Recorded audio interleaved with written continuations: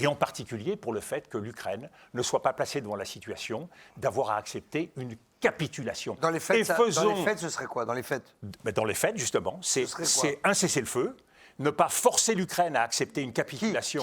Les Ukrainiens, avec les Européens, auraient cette position commune et l'exprimeraient devant Donald Trump. Si Donald Trump veut faire capituler l'Ukraine, il apparaîtra aux yeux de la planète entière qu'il a cédé devant Poutine. Mais donc, Dominique... Quand je dis cessez-le-feu, c'est bien parce que pour les Ukrainiens, qui ne veulent pas renoncer à leur souveraineté, le véritable enjeu, c'est de ne pas être forcé à la capitulation.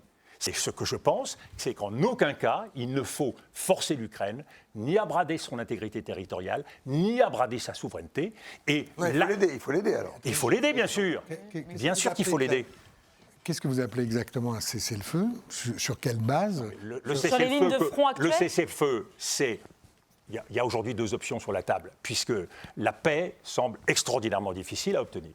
Soit c'est un cessez-le-feu sur la base de la ligne de front, mais à travers laquelle l'Ukraine ne renoncerait à rien de sa souveraineté et de son intégrité territoriale. Par rapport au territoire conquis ? Par rapport au territoire conquis, par rapport à son statut. Elle ne serait pas obligée d'adopter un statut de neutralité comme le souhaite Vladimir Poutine. On ne céderait pas aux demandes de Vladimir Poutine. Donc ça, c'est un élément majeur. Et on préserverait la possibilité de l'avenir.